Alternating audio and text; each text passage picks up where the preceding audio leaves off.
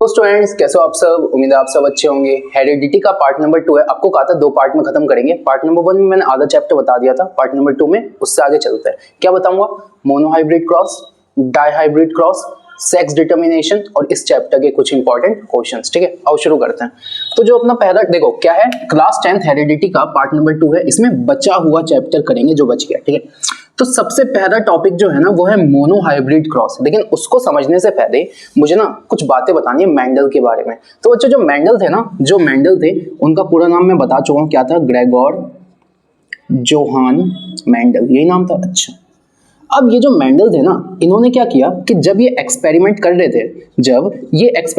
थे, ये बताओ हेरिडिटी में क्या पढ़ता हूँ? हेरिडिटी में या जेनेटिक्स में क्या पढ़ता हूँ? हेरिडिटी के बारे में और वेरिएशन के बारे में। तो मुझे कुछ तो चाहिए ना जिस पे मैं एक्सपेरिमेंट करके पता लगाऊं कि अच्छा इसमें ये कैरेक्टर्स आ कैसे रहे, कौन से कैरेक्टर्स जा रहे, कौन से नहीं जा रहे।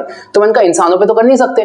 तो मेंडल ने कहा कि चलो अगर मुझे एक्सपेरिमेंट करना ही है ना तो मैं ना मटर के पौधे पे करता हूँ। किस पे किया इसने? मटर के पौधे पे। तो मेंडल का जो एक्सपेरिमेंट था ना वो किस पे था? मटर के प्लांट पे, पी प्लांट। अब यहां से सवाल आता है कि इस पी प्लांट का साइंटिफिक नेम क्या है? कौन सा नाम? साइंटिफिक नाम। पी प्लांट यानी मटर के पौधे का साइंटिफिक नाम क्या है? तो बच्चों इसका साइंटिफिक नेम है पाइसम सेटाइवम। क्या नाम है इसका? Pisum sativum. जो पी प्लांट है ना, मटर का पौधा, उसका साइंटिफिक नेम है पाइसम सेटाइवम। 1 मार्क्स का क्वेश्चन आएगा, इसका साइंटिफिक नेम क्या है? Pisum sativum. ठीक है, अब आपका क्वेश्चन आ रहा होगा कि ठीक है भैया, मेंडल ने, अगर आपको पता है अगर मेंडल इस पे एक्सपेरिमेंट नहीं करता ना तो ये चैप्टर नहीं होता हमारा। मेंडल को गाली मत दो, सुनो ध्यान से। मेंडल ने जो एक्सपेरिमेंट किया ना मटर के पौधे पे किया, तो आपका क्वेश्चन नहीं आया कि मेंडल जो है उसने मटर का पौधा ही क्यों चुना? कुछ तो रीजन होंगे ना। इतने सारे पौधे थे, आम का चुन देता भाई, अमरूद का चुन देता, अच्छा भाई किसी एनिमल पे कर देता, लेकिन उसने मटर के पौधे पे क्यों किया? तो कुछ तो रीजन होंगे जिसकी वजह से मेंडल ने मटर का पौधा ही चुना। समझ आई? तो अब मैं आपको बताऊंगा कि मेंडल ने मटर का पौधा ही क्यों चुना। क्वेश्चन आएगा आपके एग्जाम में, why did Mendel pick pea plant for his experiment? Mendel ने अपने एक्सपेरिमेंट करने के लिए मटर के पौधे को ही क्यों चुना? 3 मार्क्स का क्वेश्चन आएगा, ये आ सकता है। अब नेक्स्ट टॉपिक से जो क्वेश्चन आता है वो बताता हूं, इसे नोट करो।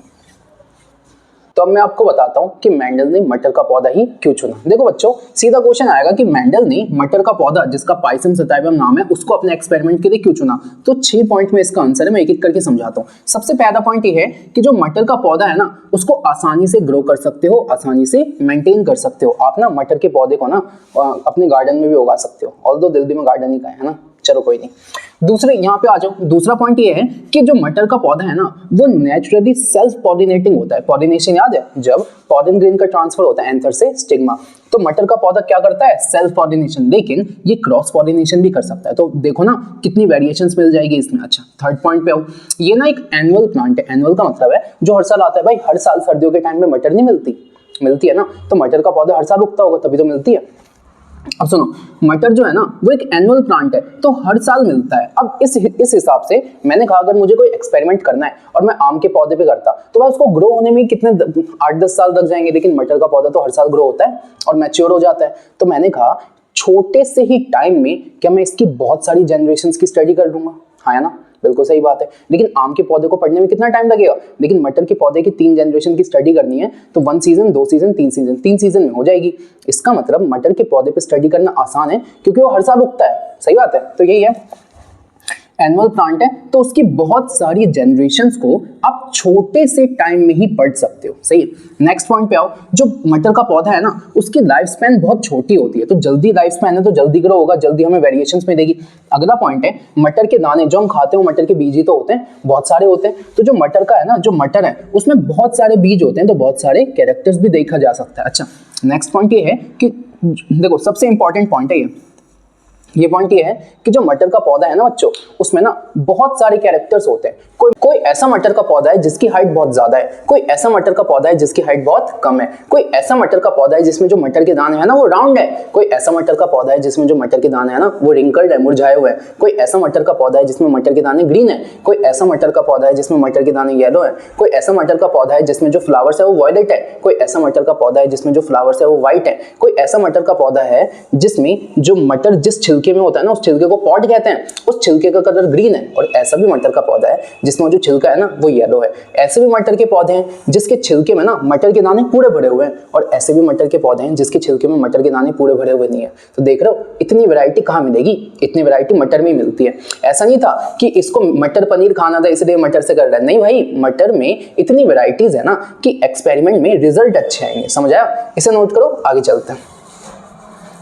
अभी मैंने आपको बताया कि मटर के पौधे में बहुत सारे कैरेक्टर्स हैं, तो मटर के पौधे में ना टोटल 7 कैरेक्टर्स हैं। तो भैया क्या सातों आनी चाहिए? बिल्कुल, आपको सातों की नॉलेज होनी चाहिए। क्यों होनी चाहिए? क्योंकि इनसे क्वेश्चन बनेगा। मैं बताऊंगा कैसे बनेगा, अभी सुनते जाओ। तो मैंने कहा मटर के पौधे में कितने कैरेक्टर्स हैं? तो टोटल हैं 7 कैरेक्टर्स। पहला है मटर के दाने का शेप, दूसरा है मटर के दाने का कलर, तीसरा है जो मटर का फ्लावर है ना उसकी फ्लावर मतलब जो मटर का पौधा है उसमें फ्लावर का कलर, चौथा है जो मटर का छिलका है उसका शेप, पांचवा है मटर के छिलके का कलर, छठा है कि जो मटर के पौधे में जो फ्लावर है ना इसकी पोजीशन, और सातवां है कि जो मटर का पौधा है ना उसकी लेंथ। सही है? तो मैं कहता हूँ ये 7 कैरेक्टर्स हैं। तो सही बात है, हर एक कैरेक्टर के लिए 2 एलील्स होते हैं। याद करो पिछली वीडियो। अच्छा, तो मैंने कहा जो सीड का शेप है ना, तो मैंने कहा सीड का शेप 2 हो सकता है, राउंड और रिंकल। तो मैंने कहा जो राउंड वाला शेप है ना वो डोमिनेंट है, और जो रिंकल वाला है वो कैसा है? रिसेसिव है। कैसा है? रिसेसिव। मतलब जो मटर के दाने जो राउंड शेप के हैं ना वो डोमिनेंट है, और जो दबे दबे से हैं वो कैसे हैं? रिंकल। दूसरा आ जाओ, जो मटर के दाने हैं ना उनके कलर पे आओ। तो जो मटर के दाने हैं ना वो 2 कलर में होते हैं, येलो और ग्रीन। तो जो येलो वाला कलर है ना वो है डोमिनेंट, और जो ग्रीन वाला कलर है वो कैसा है? रिसेसिव। मटर के दाने जो येलो कलर के होते हैं वो डोमिनेंट है, और जो ग्रीन वाले होते हैं कैसे? रिसेसिव। थर्ड पे आओ फ्लावर के कलर। तो 2 तरह के फ्लावर्स होते हैं, वॉयलेट और व्हाइट। मटर के दाने पे 2 तरह के फ्लावर्स होते हैं, वॉयलेट और व्हाइट। तो जो वॉयलेट कलर का फ्लावर है ना वो डोमिनेंट है, और जो व्हाइट कलर का वो कैसा है? रिसेसिव। तो फ्लावर में ना जो वॉयलेट वाला फ्लावर है वो है डोमिनेंट, और जो व्हाइट वाला है वो कैसा है? रिसेसिव। पॉड के शेप पे आओ, पॉड के शेप पे। तो भाई मटर का छिलका जब पूरा भरा हुआ है तो वो डोमिनेंट है, लेकिन जब खादी है ना, खादी अंदर से मतलब थोड़ा थोड़ा खादी है तो वो रिसेसिव है। तो जब पूरा भरा हुआ है पॉड का शेप तो वो होगा फुल। भाई देखो ना, जैसे मटर का छिलका है तो यहाँ पे ये दाने पूरे भरे हुए हैं तो ये फुल है, लेकिन यहाँ पे पूरे भरे हुए नहीं है तो ये है कॉन्स्ट्रिक्टेड। कैसा है? कॉन्स्ट्रिक्टेड। मतलब जब मटर के दाने फुल होंगे तो ये डोमिनेंट है, और जब फुल नहीं होंगे तो रिसेसिव। आ जाओ पॉड के कलर पे। अब सुनो कैसे याद करोगे। जो मटर के दाने हैं ना तो दाने में जो येलो कलर है वो डोमिनेंट है, इसी का उल्टा है। तो दाने का अगर येलो कलर डोमिनेंट है ना तो छिलके का येलो कलर रिसेसिव होगा। ऐसे याद करना है। जो मटर के दाने हैं ना उसमें येलो कलर डोमिनेंट है, तो जो छिलका है ना, जो छिलका है मतलब ये जो पॉड का कलर है उसमें येलो कलर कैसा होगा? रिसेसिव। और ये बताओ सीड में ग्रीन कलर रिसेसिव है तो इसमें ग्रीन कलर कैसा होगा? डोमिनेंट। ऐसे याद करना है अपने को, ठीक है? तो मटर के दाने जो येलो कलर के हैं वो डोमिनेंट है, लेकिन जो मटर का छिलका है ना येलो कलर का वो रिसेसिव है। सही है? अब फ्लावर की पोजीशन पे आओ, फ्लावर की पोजीशन पे आओ। तो 2 तरह की पोजीशन होती है, एक को कहता हूं एक्सियल, एक को कहता हूं टर्मिनल। तो जो एक्सियल वाली पोजीशन है ना जो एक्सिस पे होती है वो डोमिनेंट है, और जो टर्मिनल वाली है वो कैसी है? रिसेसिव है। और लास्ट पे आओ स्टेम की हाइट। तो मैंने कहा पौधे या तो टॉल होंगे या तो शॉर्ट होंगे। सही बात है। तो जो टॉल पौधे हैं ना, जो टॉल पौधे हैं वो डोमिनेंट है, और जो शॉर्ट पौधे वो कैसे हैं? रिसेसिव। तो जब हाइट होगी टॉल तो ये होगा डोमिनेंट, और जब होगा शॉर्ट को अपनी बुक में क्या बोला गया है? डॉफ। तो क्या होगा? रिसेसिव। अब भैया क्या आपने को याद करना है? तो हाँ भाई, तुम्हें ये पूरी की पूरी टेबल याद होनी चाहिए। इसका क्या यूज है क्वेश्चंस में बताऊंगा, ये याद होनी चाहिए। सही है? तो इसे नोट करो, आगे चलते हैं। अब जिसका आपको था इंतजार वो घड़ी आ गई, है ना? ऐसे भी कह सकते हो। देखो मैं आपको बताता हूँ, मैंने क्या बताया था? मोनोहाइब्रिड क्रॉस, डाइहाइब्रिड क्रॉस और सेक्स डिटर्मिनेशन, यही 3 टॉपिक हैं। 4 नहीं है, 3 है, यही 3 टॉपिक है। सही बात है। तो शुरू करते हैं मोनोहाइब्रिड क्रॉस। ये ना तुमने ना स्कूल में भी पढ़ाई होगा, जो नॉर्मली स्कूल के टीचर हो चैप्टर को ना यहीं से शुरू करते हैं, है ना? तो इसलिए बता दिया। मोनोहाइब्रिड क्रॉस का मतलब है मेंडल ने ना मटर के पौधे में क्रॉसिंग करवाई, मेल फीमेल का क्रॉस करवाया होगा। अच्छा, मटर के पौधे में क्रॉस किया होगा तो मटर में तो 7 कैरेक्टर हैं, तो मेंडल ने जब ये वाला क्रॉस किया तो उसने मटर के कितने कैरेक्टर दिए? तो यहाँ पे देखो क्या दिखा है? मोनो। तो जो मोनो होता है ना, मोनो उसका मतलब होता है सिंगल, जैसे तुम लोग हो, है ना? तो मोनो का क्या मतलब है? सिंगल। कोई नहीं, मैं भी हूं। तो मोनो का मतलब होता है सिंगल। तो मोनो हाइब्रिड क्रॉस यानी जो मेंडल है ना उसने यहाँ पे जो मटर का पौधा है, जो यहाँ पे मटर का पौधा है उसके कितने कैरेक्टर दिए? तो उसने यहाँ पे दिया सिंगल कैरेक्टर, सिर्फ एक कैरेक्टर दिया, सिर्फ एक कैरेक्टर। और वो पता क्या था? उस मटर के पौधे की हाइट, वो क्या था यहाँ पे इस मटर के पौधे की हाइट। अब ये बताओ बच्चों, जो हाइट होती है, फटाफट उस टेबल को देखो और ये बताओ हाइट कैसी हो सकती है, या तो टॉल हो सकती है या तो शॉर्ट को क्या बोलूंगा, डॉफ हो सकती है। अब मैं कहता हूं जो टॉल है वो कैसा है, डोमिनेंट, और जो डॉफ है वो कैसा है, रिसेसिव। सही बात है क्या? अब मुझे ये बताओ जो डोमिनेंट होता है क्या मैं उसको कैपिटल से दिखाता हूं? पिछली वीडियो याद करो, तभी कहा था वो बेसिक है, वो वाली वीडियो पिछली वाली है ना। डोमिनेंट होता है कैपिटल से दिखाता हूं, तो इसके नाम का पहला अल्फाबेट क्या है, टी, तो इसको दिखा दिया कैपिटल टी से। अब डोमिनेंट वाले को जिस लेटर से दिखाते हो ना, रिसेसिव वाले को भी उसी लेटर से दिखाना होता है, लेकिन डोमिनेंट वाले को उस लेटर के कैपिटल वर्जन से दिखाते हैं और रिसेसिव वाले को उस लेटर के स्मॉल वर्जन से दिखाते हैं। तो ये टी का कैपिटल है तो ये टी का क्या होगा, स्मॉल। इसके नाम की यहाँ पे कोई वैल्यू नहीं है, सिर्फ इसके नाम से होता है। सही है। अब मैं कहता हूं जब क्रॉस हुआ ना तो सबसे पहले मेंडल ने दिया पेरेंट जनरेशन। कौन सी जनरेशन दे दी, पेरेंट जनरेशन। पेरेंट जनरेशन में क्या दिया होगा, मेंडल ने एक मेल का एक फीमेल के साथ क्रॉस करा दिया होगा। सही बात है। अब मैं कहता हूं सुनो, मान लेते हैं कि जो मेल है ना वो है टॉल और जो फीमेल है वो है डॉफ।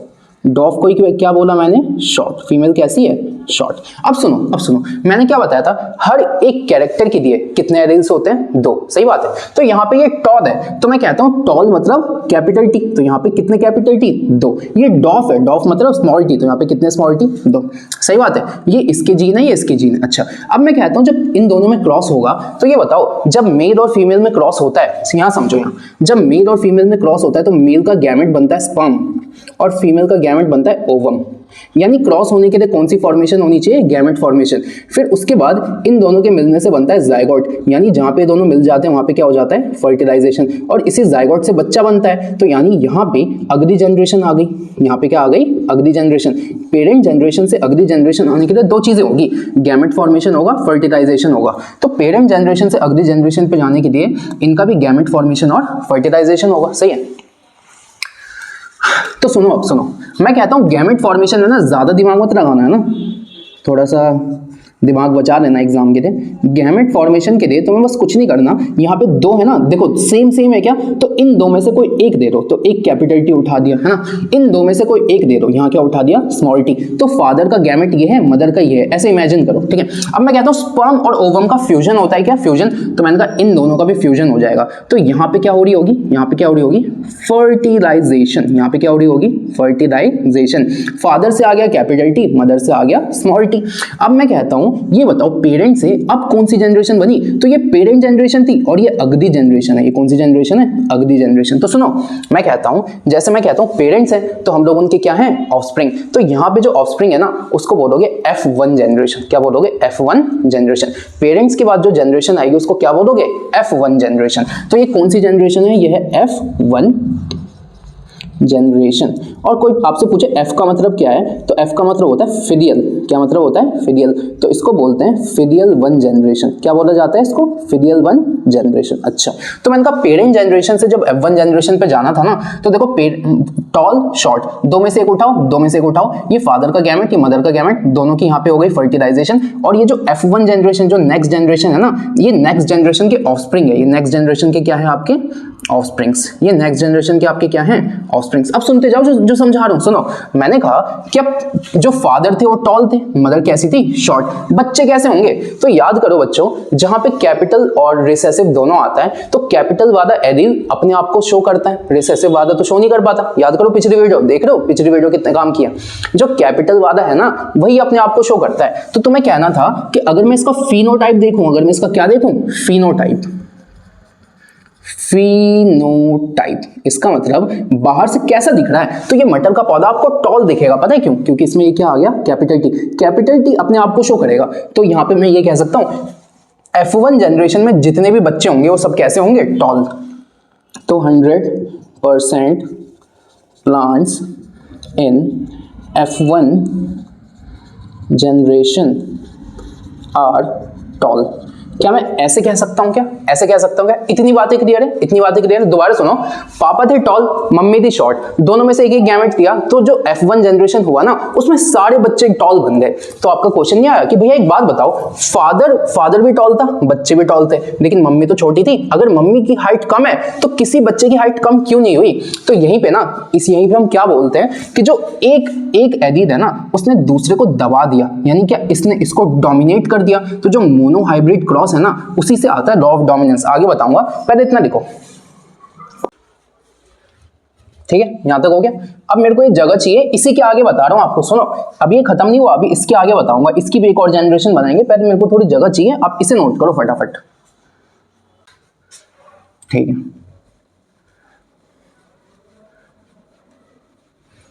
ये सब जितना मैंने बताया ना उसी के नीचे, जहां तक हो गया ना उसी के नीचे सुनना आप। अब मैं देखो एक बार फटाफट बता देता हूं। मैंने कहा पेरेंट जनरेशन थी, तो यहाँ पे कैपिटल टी, यहाँ पे स्मॉल टी, इससे ये आ गया, इससे ये आ गया, और इन दोनों के फ्यूजन से बना F1 जनरेशन, जिसमें 100% कैसे थे? टॉल। 100% कैसे थे? टॉल। अब मैं कहता हूं ये कौन सी जनरेशन थी? F1 generation. यहां तक हो गया, यहां तक हो गया, यहां तक देखा है तुमने? उसके आगे देखो। अब मैं कहता हूं, देखो, मान लो कि दो पौधे बने, मम्मी पापा से दो पौधे बने, दोनों टॉल थे। अब उन दो पौधों को ना आपस में क्रॉस करा दिया, दो पौधों को आपस में क्या करा दिया? क्रॉस। तो जब F1 जनरेशन से अब तुम्हें जाना है F2 जनरेशन पे। कौन सी जनरेशन पे जाना है? F2। तो तुम्हें क्या करना है? इसी का सेल्फ पॉलिनेशन करा देना है। F1 जनरेशन वालों का क्या करा देना है? Self pollination. या तो क्वेश्चन में आपको दिखेगा सेल्फ पॉलिनेशन, या क्वेश्चन में बोल देगा इनकी सेल्फिंग करा दो। क्या करा दो? सेल्फिंग। या आपसे कहेगा इनको क्रॉस करा दो। इनको क्या करा दो? क्रॉस। कुछ भी बोल देना, कुछ भी। F1 जनरेशन से F2 जनरेशन पे जाने के लिए इसी से क्रॉस करा दो, इसी से क्रॉस करा दो। तो मैंने कहा यहाँ पे F1 जनरेशन तक दिखा था तुमने। अब उसके आगे देखो, जब F1 से F2 जा रहे हैं तो नेक्स्ट में ऐसे लिखो, ऐसे लिख दिया। अब सपोज ये हो गया मेल और ये हो गई आपकी फीमेल। सही बात है। पेरेंट जनरेशन, F1 जनरेशन के दो उठाए, आपस में क्रॉस करा दिए, कौन सी आएगी? F2। अब मैं कहता हूं ये बताओ फिर से कौन सी फॉर्मेशन होगी? Gamete formation. फिर से कौन सी फॉर्मेशन होगी? Gamete formation. तो जब गैमीट फॉर्मेशन होगी, उसी के आगे है ये, जहां तक बता दिया उसके आगे, जब गैमीट फॉर्मेशन होगी तो भैया आपने बताया था कि दो में से कोई एक दे दो, लेकिन भैया यहाँ पे तो दोनों ही अलग हैं। तो मैंने कहा जब दोनों सेम हो ना तब दो में से एक उठाओ, लेकिन जब दोनों अलग है ना तो एक बार दोनों को उठाओ, एक बार इसको उठाओ और एक बार इसको। सेम ऐसे एक बार इसको उठाओ, एक बार इसको। अब इनकी क्रॉस कैसे होगी? अब यहाँ पे फिर से क्या होना चाहिए था? फर्टिलाइजेशन। फिर से क्या होना चाहिए था? फर्टिलाइजेशन। तो फर्टिलाइजेशन में ना मुझे कंफ्यूजन हो रही है, तो ऐसा करता हूं मैं एक बॉक्स बना देता हूं। क्या बना दिया मैंने? एक बॉक्स। सही है। इस बॉक्स का नाम है पनेट स्क्वायर। खैर नाम नहीं पता, बस नाम आपको आपके सिलेबस में नहीं है, बस याद रखो बॉक्स। मैंने कहा एक तरफ मैंने फादर को दे दिया और एक तरफ मैंने किसे दे दिया? मदर को। ये बताओ फादर के गैमेट्स क्या थे? एक बार था कैपिटल टी और एक बार क्या था? Small T. मदर के गैमेट्स क्या थे? एक बार था कैपिटल टी, एक बार था स्मॉल टी। अब देखो एक बार इसकी इससे होगी, एक बार इसकी इससे होगी, एक बार इसकी इससे होगी और एक बार इसकी इससे होगी। तो मैं कहूँ जब इसकी इससे होगी ना तो यहाँ लिखूंगा, तो यहाँ पे भी है कैपिटल टी और यहाँ पे भी है कैपिटल टी। अब सुनो मैथ्स नहीं है जो टी स्क्वायर लिख दिया, दो है ना तो दो बार लिखो। अब यहाँ पे है कैपिटल टी, यहाँ पे है स्मॉल टी, तो इसका यहाँ लिखूंगा, तो कैपिटल टी और स्मॉल टी। फिर यहाँ पे है कैपिटल टी, यहाँ पे है स्मॉल टी। तो सुनो दिखने का तरीका होता है कि कैपिटल को पहले दिखता है और स्मॉल को बाद में। तो यहाँ देखो कैपिटल टी, यहाँ देखो स्मॉल टी। देखो यहाँ भी स्मॉल टी है, यहाँ भी स्मॉल टी है, तो यहाँ पे क्या आ गया? Small T. तो ये आ गई आपकी F2 जनरेशन। ये कौन सी जनरेशन आ गई भाई? F2 generation. तो इसका नाम क्या होगा? F से हो गया फिलियल टू जनरेशन, है ना? यहां तक आ गया। अब याद करो मैंने पिछली वाली वीडियो में आपको फिनोटाइप और जीनोटाइप बताया था। इसके आगे बता रहा हूं, इसके आगे। यहां तक हो गया ना? इसके आगे देखो, इसके आगे। अब यहां पे मैं कहता हूं F2 जनरेशन में सबसे पहले मुझे बताओ फिनोटाइपिक रेशियो। क्या बताओ? Phenotypic ratio. तो आप बोलोगे फिनोटाइपिक मतलब बाहर से कैसा दिख रहा है? तो मैं कहूंगा कैपिटल इसमें भी है, इसमें भी है, इसमें भी है, क्योंकि इन तीनों में कैपिटल है। तो तीन तो टॉल है लेकिन इसमें कैपिटल नहीं है, तो ये कैसा है? शॉर्ट। तो मैं बोलूंगा यहाँ पे तीन है टॉल और एक है शॉर्ट, और शॉर्ट को क्या लिखता हूँ? डॉफ। तो क्या मैं ये कह सकता हूँ कि फिनोटाइपिक रेशियो ये था कि जब मैंने टॉल प्लांट और शॉर्ट यानी डॉफ प्लांट का जब मैंने रेशियो देखा ना तो वो था 3:1। इसके हिसाब से देखो ना, कैपिटल तीन तो टॉल थे लेकिन ये वाला शॉर्ट था। सही है। अब मैं कहता हूँ जीनोटाइपिक रेशियो बताओ, कैसा रेशियो बताओ, जीनोटाइपिक रेशियो। अच्छा कौन सी जनरेशन, F2 की बात हो रही है, तो मैं कहूंगा जीनोटाइपिक मतलब जीन के लेवल पे। तो याद करो पिछली वीडियो मैंने कहा था जीनोटाइपिक वो होता है जो जीन में कैसा दिखता है। तो ये बताओ कैपिटल टी, क्या ऐसा दोबारा कुछ आया, तो ये एक ही बार तो है, तो कैपिटल टी कितनी बार है, एक बार। अच्छा ये देखो कैपिटल टी स्मॉल टी, अरे यार सही से लिखें, capital T small T, capital T small T कितनी बार है, 2 बार। तो कैपिटल टी स्मॉल टी कितनी बार है, 2 बार। भाई जीनोटाइप मतलब जीन कैसे हैं, जीन कैसे हैं। अब मैंने कहा स्मॉल टी कितनी बार है, ये 1 बार है। तो मैंने कहा फिनोटाइपिक रेशियो बाहर से मैंने देखा कि हर 4 पौधों में से 3 टॉल है, एक शॉर्ट है। ये मैंने बाहर से देखा, फिजिकली देखा। लेकिन जब मैं जीन पे गया ना, जीन पे, तो मैंने कहा जो 3 टॉल है ना, उस 3 में से सिर्फ एक ही है जो कि होमोजाइगस टॉल है, लेकिन 2 कैसे हैं, हेटेरोजाइगस टॉल, और एक है डॉफ। क्या आपको इतनी बातें समझ आ गई, इतनी बातें समझ आ गई। तो बच्चों ये जो मोनोहाइब्रिड क्रॉस था ना, इसमें कुछ नहीं था। देखो अगर मैं एक फटाफट बताऊं तो पेरेंट जनरेशन दिया, एक टॉल हो गया, एक शॉर्ट हो गया। दोनों टॉल कैपिटल टी, शॉर्ट से स्मॉल टी, कैपिटल टी से एक निकालो, स्मॉल टी से एक निकालो, दोनों को फ्यूज करो। तो F1 जनरेशन में एक कैपिटल टी, एक स्मॉल टी। कैपिटल की वजह से F1 जनरेशन में सब कैसे, टॉल। अब F1 जनरेशन वालों को सेल्फ पॉलिनेशन, क्रॉस, सेल्फिंग कुछ भी करा दो, दोनों को आपस में क्रॉस कराओ। जब दोनों को आपस में क्रॉस कराया तो देखो ना, यहाँ सेम था तो 1 बार, लेकिन यहाँ पे डिफरेंट था तो 2 बार। तो जब ऐसा होता है ना, कंफ्यूजन होती है, तो ऐसे बॉक्स बनाओ, यहाँ फादर लिख दो, यहाँ मदर। क्रॉस कराया, फिर मैंने कहा फिनोटाइपिक बाहर से, तो मैंने कहा ये तीनों टॉल दिख रहे हैं, ये वाला शॉर्ट दिख रहा है। जीनोटाइपिक ये आ गया, ये दोनों आ गए, ये आ गया। समझ आ गया। मोनोहाइब्रिड क्रॉस एनसीईआरटी में ऐसे ही समझाया गया है। उम्मीद करता हूं आपको समझ आया होगा। देखो आगे चलते हैं। तो अभी जो आपने मोनोहाइब्रिड क्रॉस देखा है ना, उस पर क्वेश्चंस कैसे आते हैं वो भी तो समझना होगा। तो मैं ना आपको 2 क्वेश्चन करा रहा हूं, ये पहला एक और कराऊंगा। ये ना 1 या 2 मार्क्स का क्वेश्चन है, 2 में आ सकता है। देखो भाई क्वेश्चन क्या है, आया हुआ है सीबीएसई पीवाईक्यू एग्जाम से ही क्वेश्चन उठाया मैंने। ये कह रहा है एक एक्सपेरिमेंट है, क्योंकि एक्सपेरिमेंट मेंडल ने किए थे तो मेंडेलियन एक्सपेरिमेंट है। अच्छा उस एक्सपेरिमेंट में क्या हुआ कि ना मटर के पौधे को लिया, और एक ऐसे मटर के पौधे को लिया जिसमें वायलेट फ्लावर्स थे, और उसको क्रॉस करा दिया ऐसे मटर के पौधे में जिसमें कौन से फ्लावर्स थे, वाइट। तो मैंने कहा सबसे पहले पेरेंट जनरेशन, अभी सिखाया कैसे दिखना है। तो पेरेंट जनरेशन में 2 चीजें हैं, एक ऐसा मटर का पौधा है, जिसमें कौन से फ्लावर्स हैं, वायलेट फ्लावर्स। तो एक ऐसा मटर का पौधा है, pea plant of violet flowers. इसकी क्रॉस करा दी किसके साथ, एक ऐसे मटर के पौधे के साथ जिसमें कौन से फ्लावर्स हैं, वाइट फ्लावर्स। अब तुम लोग कह रहे थे ना कि भैया ये बताओ टेबल का काम क्या है, तो मेरे भाई अब आएगा काम। उस टेबल पे जाओ और ये बताओ वायलेट और वाइट में कौन डोमिनेंट है, कौन रिसेसिव है।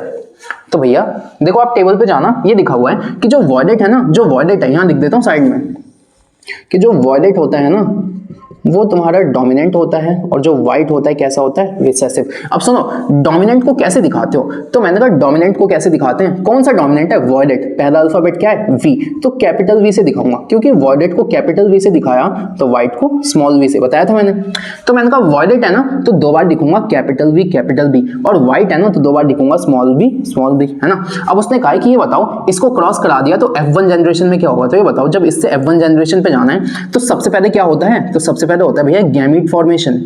अभी बताया था, तो क्या होता है गैमीट फॉर्मेशन। जब तुम्हारा होता है तो दोनों में से कोई एक आएगा, क्योंकि दोनों सेम है और ये भी दोनों सेम है, तो इन दोनों में से कोई एक आएगा। सही है। अब मैं कहता हूं अगला स्टेप क्या होता है, तो अगला स्टेप इन दोनों का फर्टिलाइजेशन हो जाता है। यहाँ पे होता है क्या, यहाँ पे होता है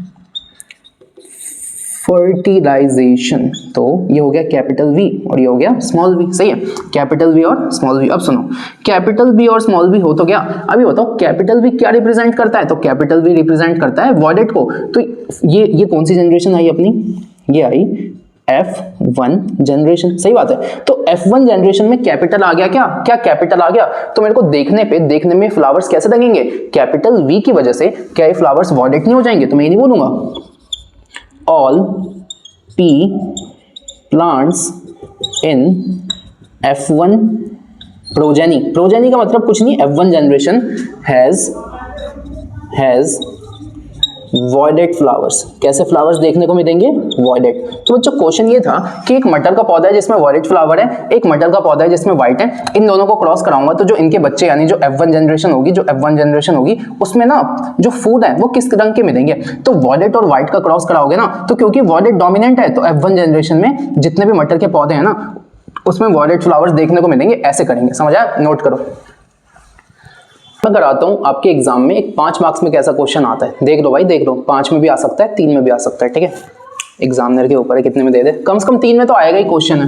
देखो अच्छा क्वेश्चन है, और अगर मोनोहाइब्रिड क्रॉस का कॉन्सेप्ट क्लियर है ना तो हो जाएगा। कह रहा है एक ब्लू कलर का फ्लावर है जिसको कैपिटल बी से दिखाया है। अब अपना दिमाग मत लगाना ज्यादा, ये क्वेश्चन में दिया है, बस इसे मान लो।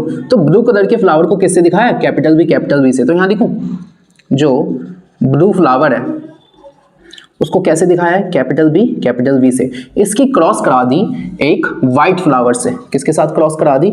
व्हाइट फ्लावर से। और ये जो व्हाइट फ्लावर है इसको किससे दिखाया? स्मॉल बी से। अब मेरे भाई सुनो, जिसको कैपिटल से दिखाता हूं वो डोमिनेंट होता है, जिसको स्मॉल से दिखाता हूं वो रिसेसिव होता है। तो इस हिसाब से जो ब्लू है वो डोमिनेंट है, व्हाइट है वो रिसेसिव। सही है? अब कह रहा है कि F1 जनरेशन में क्या देखोगे आप? तो सबसे पहली बात है ये पेरेंट जनरेशन है, तो पेरेंट जनरेशन से F1 जनरेशन कैसे जाएगी? तो सबसे पहले क्या होगा? Gamete formation. भाई वही होगा जो चलो यहां से हो गया कैपिटल बी और यहां से हो गया स्मॉल बी, दो में से एक आता है। अब यहां पे इन दोनों की फर्टिलाइजेशन हो जाएगी, तो कैपिटल बी और स्मॉल बी। क्या यही होगा F1 जनरेशन? ये कौन सी जनरेशन आएगी? F1 generation. अच्छा, तो F1 जनरेशन में आप क्या एक्सपेक्ट करते हो? फ्लावर का क्या कलर होगा? तो मैंने कहा क्या कैपिटल आ गया? जहां एक कैपिटल आता है वो अपने आप को ही शो करता है, बताया था मैंने, कैपिटल वाला हमेशा अपने आप को शो करता है, स्मॉल वाले की कोई इज्जत नहीं होती। तो कैपिटल बी किसे रिप्रेजेंट करता है? ब्लू को। तो F1 जनरेशन में कैपिटल बी आ गया, तो F1 जनरेशन में जितने भी फ्लावर्स होंगे वो किस कलर के होंगे? ब्लू कलर के। तो मैं यहां ये नहीं कह सकता all flowers in F1 generation are of blue colour. समझ आ गया? तो पहले वाले का आंसर हो गया, है ना? पहले वाले का आंसर हो गया। कोई डाउट है इसमें? ठीक है। अब आओ दूसरे पार्ट पे। कह रहा है कि ना अब आप F2 जनरेशन पे जाओ, और F2 जनरेशन पे कैसे जाओगे? तो क्या लिखा है? जब आपको F2 जनरेशन पे जाना है ना, तो आपको जो F1 जनरेशन है ना उसका सेल्फ पॉलिनेशन करा देना है। क्या मैंने तुम्हें बताया था? सेल्फ पॉलिनेशन, सेल्फिंग, क्रॉस कुछ भी लिखा हुआ आ सकता है, मतलब आपस में क्रॉस करा दो, यही है ना? तो देखो यहाँ पे क्या लिखा है? Self pollination. तो F1 जनरेशन में ये है ना, इसी का सेल्फ पॉलिनेशन करा दो। तो यहाँ पे क्या था? F1 जनरेशन क्या है? Capital B small B. Self pollination का मतलब है इसी को कितनी बार? 2 बार। सही है। अब मैं कहता हूं यहां से क्या होगा? भाई यहां से बनेगी गैमीट फॉर्मेशन। भाई गैमीट ही तो बनता है सबसे पहले, तो यहां बनेगा गैमीट फॉर्मेशन। गैमीट फॉर्मेशन जब दोनों सेम होते हैं तब तो एक बार दिखते हैं, लेकिन यहां दोनों अलग है। तो एक बार कैपिटल बी को लिखोगे, एक बार स्मॉल बी को लिखोगे। यहां पे भी एक बार कैपिटल बी को, एक बार स्मॉल बी को। अब फर्टिलाइजेशन होगी, लेकिन भाई मुझे नहीं पता ना कैसे कैसे किसके साथ होगा, तो यहां पे एक बॉक्स बना दो। चलो एक बॉक्स बना देते हैं। तो यहाँ पे ये फादर को दिखा देगा और ये मदर को दिखा देगा, है ना? तो फादर में था capital B small B, mother में था कैपिटल बी स्मॉल बी। अब एक बार इसकी इससे होगी तो यहाँ पे क्या आएगा? Capital B. एक बार इसकी इससे होगी तो कैपिटल बी स्मॉल बी। एक बार इसकी इससे होगी तो कैपिटल को पहले दिखता हूँ और स्मॉल को बाद में, और यहाँ पे क्या आएगा? Small B. ठीक है। अब कह रहा है what must be the percentage of white flowers. तो सबसे पहले ये बताओ यहाँ का फिनोटाइप क्या है? फिनोटाइपिक रेशियो क्या है? Phenotypic ratio. तो फिनोटाइपिक मतलब बाहर से कैसा दिख रहा है? तो बाहर से देखो ना, इसमें भी कैपिटल है, इसमें भी कैपिटल है, इसमें भी कैपिटल है, यानी 3 में कैपिटल है। तो 3 में कैपिटल है, और कैपिटल भी किसे रिप्रेजेंट करता है? ब्लू को। तो मैंने कहा फिनोटाइपिक रेशियो में ना कुछ मुझे फ्लावर्स मिलेंगे ब्लू और कुछ मुझे फ्लावर्स मिलेंगे व्हाइट। ब्लू कौन होगा? जिसमें कैपिटल आएगा, तो इसमें, यानी 3 फ्लावर्स हैं ब्लू, लेकिन इसमें नहीं आया ना, तो एक है व्हाइट। अब आपसे पूछा F2 जनरेशन में जो सफेद फ्लावर है ना वो कितने परसेंट है? तो यहां से मैं निकालता हूं परसेंटेज ऑफ व्हाइट फ्लावर्स। क्या निकालता हूं? Percentage of white flowers. तो ये बताओ व्हाइट फ्लावर कितने हैं? 1, और टोटल कितने हैं? 3 और 1 4, और परसेंटेज के लिए कुछ मत करो, 100 से मल्टीप्लाई कर दो। तो व्हाइट फ्लावर्स कितने परसेंट है? 25%। आपसे पूछता ब्लू कितने परसेंट है, तो वो होता 3/4 × 100, 75%। समझ आ गया? तो ये भी हो गया। थर्ड पे कह रहा है state the expected ratio of genotype, मतलब जीनोटाइपिक रेशियो बता दो। तो फिनोटाइपिक तो हो गया, जीनोटाइपिक यहां बता देता हूं, थर्ड वाला। तो जीनोटाइपिक रेशियो क्या है? Genotypic ratio. तो जीनोटाइपिक रेशियो मतलब जीन पे क्या दिख रहा है? तो कैपिटल भी है ना, तो एक बार लिखो कैपिटल बी। अच्छा कैपिटल बी स्मॉल बी कितनी बार है? 2 बार, तो कैपिटल बी स्मॉल बी भी है और एक बार स्मॉल बी है। कैपिटल बी कितनी बार है? 1 बार। कैपिटल बी स्मॉल बी कितनी बार है? 2 बार। और स्मॉल बी कितनी बार है? 1 बार। तो आपसे कह रहा है कैपिटल बी और कैपिटल बी स्मॉल बी, इसका रेशियो क्या होगा? तो कैपिटल बी ये रहा, कैपिटल बी स्मॉल बी ये रहा, तो यहाँ से जो मुझे काम का है वो ये है, तो इसका रेशियो होगा 1:2। समझ आया? ऐसे करना है इस क्वेश्चन को। भाई बात क्लियर है? अच्छा क्वेश्चन था, सही है। फटाफट नोट करो, अब समझाता हूं डाइहाइब्रिड क्रॉस। भाई मोनोहाइब्रिड क्रॉस क्या है, उससे कैसे क्वेश्चंस आ सकते हैं, सब क्लियर है। चलते हैं डाइहाइब्रिड क्रॉस पे। तो मेंडल का जो दूसरा एक्सपेरिमेंट है ना, उसका नाम है डाइहाइब्रिड क्रॉस। अब इतना तो तुम्हें आइडिया लग ही गया होगा, मोनो का मतलब एक था तो एक कैरेक्टर, डाई का मतलब 2 है, तो डाई का मतलब है यहाँ पे मेंडल ने कितने कैरेक्टर्स दे दिए? 2 कैरेक्टर्स। और वो 2 कैरेक्टर्स कौन से हैं? तो जो सबसे पहला कैरेक्टर उसने उठाया ना, अब कैरेक्टर कहाँ से देगा? मटर के पौधे से। तो जो पहला कैरेक्टर उठाया ना उसने उठाया कि जो मटर के पौधे का जो पी प्लांट का जो सीड है, जो मटर का दाना है, उसका शेप। ठीक है, अब मुझे बताओ उस टेबल पे जाओ, देखो टेबल कितनी काम आएगी। उस सीड के शेप पे जाओ, मुझे बताओ शेप 2 तरह से हो सकते हैं, या तो वो राउंड होगा या तो कैसा होगा? रिंकल्ड होगा। सही बात है। अब मुझे ये बताओ राउंड डोमिनेंट था कि रिंकल्ड डोमिनेंट था? तो वहां पे आप जाके देखो कि राउंड डोमिनेंट है। जो डोमिनेंट है उसको कैपिटल से दिखाता हूं, जो रिसेसिव है वो स्मॉल से। अच्छा अगर राउंड है तुम्हारा डोमिनेंट, तो ये कैसा है? रिसेसिव। तो ये है डोमिनेंट, ये है रिसेसिव, तो इसका सिंबल क्या होगा? इसका सिंबल क्या होगा? तो मैं कहता हूं जो डोमिनेंट है ना, उसके नाम का सबसे पहला लेटर क्या है? आर। तो ये दिखाएंगे कैपिटल आर से। अगर इसको कैपिटल आर से दिखाया है, तो जिस लेटर से डोमिनेंट वाले को दिखाया जाता है, उसी लेटर से स्मॉल वाले को दिखाएंगे, उस लेटर के कैपिटल वाले से डोमिनेंट को और उस लेटर के स्मॉल वाले से रिसेसिव को। तो राउंड को दिखाओगे कैपिटल आर से, तो रिंकल्ड को स्मॉल आर से। डब्ल्यू वगैरह मत दे देना, ठीक है, स्मॉल आर से। अच्छा अब जो दूसरा कैरेक्टर उसने उठाया ना, जो उसने दूसरा कैरेक्टर उठाया, वो कैरेक्टर था, एक तो हो गया मटर के दाने का शेप और एक हो गया उसी मटर के दाने का कलर। तो मैंने आप फटाफट उस टेबल पे जाओ और ये बताओ कितने कलर हैं? 2। तो एक मटर के दाने हो सकते हैं येलो कलर के और एक हो सकते हैं ग्रीन कलर के। जो येलो वाले हैं ना वो डोमिनेंट है और जो ये वाले हैं वो कैसे हैं? रिसेसिव। अब जो डोमिनेंट है उसके नाम का सबसे पहला लेटर क्या है? वाई। तो ये हो गया कैपिटल वाई। भाई देखो ये वाई नहीं है ना, ये आर है ना, ये आर है, ये वाई है ना, और ये हो गया स्मॉल वाई। सही है। जो नाम का पहला लेटर होता है उससे डोमिनेंट वाले, देखो डोमिनेंट ही है तो इसके नाम का पहला लेटर है वाई, तो इसको दिखाओगे कैपिटल वाई से। क्योंकि इसको कैपिटल वाई से दिखाया तो इसको स्मॉल वाई से दिखाओगे। इसकी ना कोई इज्जत नहीं है, इसके नाम से इसका नाम आता है। सही है। अब मैं कहता हूं ऐसा हो गया। अब मेंडल ने 2 प्लांट उठाए। कितने प्लांट उठाए? 2। एक मटर का पौधा उसने उठाया जिसमें जो मटर के दाने थे ना वो राउंड थे। मटर के दाने कैसे थे? राउंड, लेकिन उनका कलर ग्रीन था। उनका कलर कैसा था? ग्रीन। और जो उसने दूसरा मटर का पौधा उठाया ना, उसमें जो मटर के दाने थे वो राउंड नहीं थे, रिंकल्ड थे, लेकिन उनका कलर कैसा था? येलो। सही है। तो जो उसने पेरेंट जनरेशन उठाई ना, उसमें एक प्लांट था जिसमें जो मटर का दाना था वो राउंड था, लेकिन उसका कलर कैसा था? ग्रीन। और जो दूसरा उठाया ना, उसमें जो मटर का दाना था वो रिंकल्ड था, लेकिन उसका कलर कैसा था? येलो। अब सुनो, जो राउंड है उसको किससे दिखाया? कैपिटल आर से। तो किसी भी चीज को 2 चीजों से 2 बार दिखते हैं, तो 2 बार दिख दिया। ग्रीन को दिखा रहे हो स्मॉल वाई से, तो इसको भी 2 बार दिखा। अच्छा रिंकल्ड को दिखा रहे हो स्मॉल आर से, तो इसको भी 2 बार। और येलो को दिखा रहे हो कैपिटल वाई से, तो इसको भी 2 बार। सही है। अब पेरेंट जनरेशन से F1 जनरेशन होगी, तो सबसे पहली बात बताओ जरा, गैमीट फॉर्मेशन होगी। तो यहाँ पे भी क्या बन गया होगा? Gamete formation. गैमीट फॉर्मेशन में जरा देखो कैपिटल आर कितनी बार है? 2 बार। तो यहाँ से एक आर उठाओ। ये वाई कितनी बार है? 2 बार। तो यहाँ से एक वाई उठाओ, तो ये वाला गैमीट बना होगा इससे। ये कितनी बार है? 2 बार। तो यहाँ से एक उठाओ। ये कितनी बार है? 2 बार। तो यहाँ से एक उठाओ। इसका ये गैमीट बना होगा। अब जैसे मान लो ये स्पर्म ओवम बन गए, इसके बाद इनका क्या होगा? फर्टिलाइजेशन। तो नेक्स्ट स्टेप में क्या होगा? फर्टिलाइजेशन। तो यहाँ पे है कैपिटल आर, यहाँ पे है स्मॉल आर, यहाँ पे कैपिटल वाई है ना, यहाँ पे क्या है? कैपिटल वाई है ना, वही तो सोच रहा हूँ। यहाँ पे है कैपिटल वाई और यहाँ पे क्या है? Small Y. पहले कैपिटल को दिखते हैं, फिर स्मॉल को, फिर कैपिटल को, फिर स्मॉल को। ये क्या है? तो ये आ गई भैया F1 जनरेशन। अच्छा F को क्या बोलते हैं? तो बताया तो था, फिलियल। तो इसको आप कह सकते हो फर्स्ट फिलियल जनरेशन, या फिर फिलियल को पहले भी लिख सकते हो, उसको कहते हो फिलियल 1 जनरेशन, है ना, जो आपकी मर्जी वो कह सकते हो। ये एस चांद में लिखा हुआ है, किसी पे एस चांद बुक हो ना तो उसमें लिखा हुआ है, सही है। तो यहाँ तक क्लियर है। तो मैंने कहा जब मैं डाइहाइब्रिड क्रॉस कर रहा हूँ ना तो F1 जनरेशन में मैंने क्या देखा, मेरी ऑब्जर्वेशन क्या थी, ऑब्जर्वेशन F1 जनरेशन की ऑब्जर्वेशन क्या थी, और ऑब्जर्वेशन जब जब होगा ना तब मैं पूछ रहा हूँ इसका फिनोटाइप कैसा है, क्योंकि इसमें जीनोटाइप का कुछ मतलब ही नहीं बनता।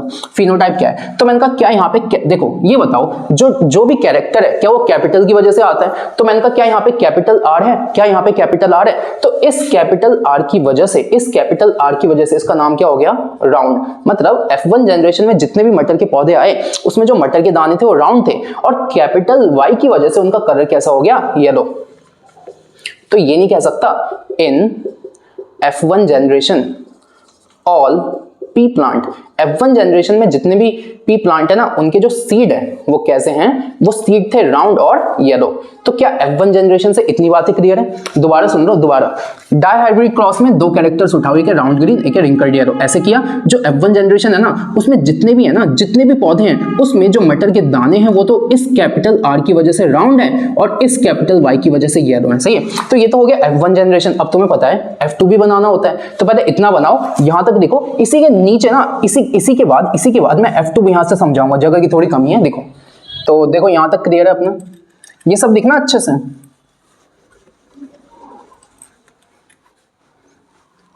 तो ये बताओ मुझे F1 जनरेशन में आया क्या है, F1 जनरेशन यहां दिखता हूं F1, क्योंकि देखो F1 तक मैं तुम्हें समझा चुका हूं, तो यहां जो भी मैंने तुम्हें यहां तक बताया ना उसके आगे यहां से है, ठीक है भाई। तो तुम्हारे पे तो कॉपी है भाई, हमारे पे तो बॉडी है ना, तो ये दिखा हुआ है, सही है, इसे मिटा दिया जाए।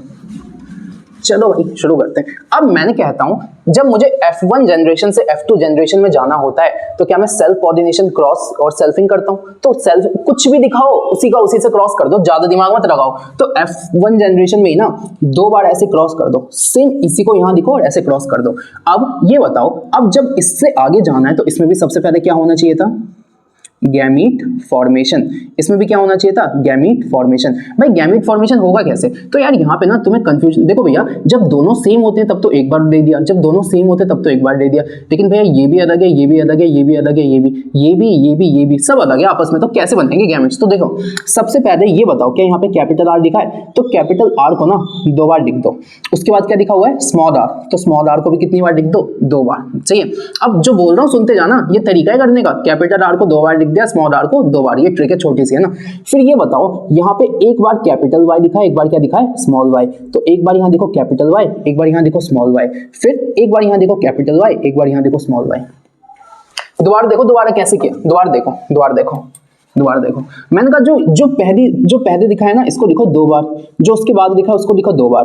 अब यहाँ पे एक बार कैपिटल वाई है, एक बार स्मॉल वाई है, तो एक बार कैपिटल वाई, एक बार स्मॉल वाई, एक बार कैपिटल वाई, एक बार स्मॉल वाई, सही है। अब यहाँ पे बना सकते हो क्या, तो हाँ भैया बिल्कुल, देखो इस जो पहला वाला है उसको 2 बार लिखना है और जो दूसरा वाला है उसको भी 2 बार लिखना है, फिर एक बार कैपिटल वाई, एक बार स्मॉल वाई, एक बार कैपिटल वाई, एक बार स्मॉल वाई, यही है भैया, सही है। तो मैं कहता हूं इसमें ना 4 तरह के गैमेट्स बने, तो इसमें कितने टाइप के गैमेट्स बने, 4 टाइप्स ऑफ गैमेट्स, सही है। अब मैं कहता हूं ये बताओ जब गैमेट्स बन जाते हैं, अब गैमेट्स का फर्टिलाइजेशन कराना है, गैमेट्स का क्या कराना है, फर्टिलाइजेशन। तो मेरे भाई जब मैं F1 जनरेशन से F2 जनरेशन पे जाता हूं तो क्या हर बार बॉक्स बनाता हूं, हर बार क्या बनाता हूं, बॉक्स। तो यहां भी क्या बनेगा, बॉक्स, ठीक है। तो फटाफट यहां तक नोट करो, फिर इसका बॉक्स बनाते हैं,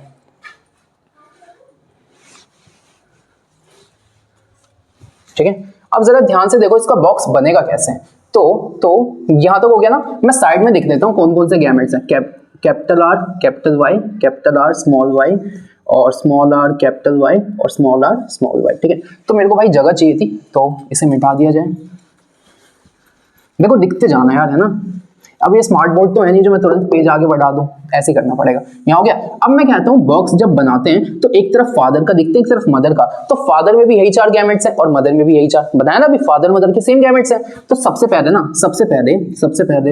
यहाँ बनाता हूँ,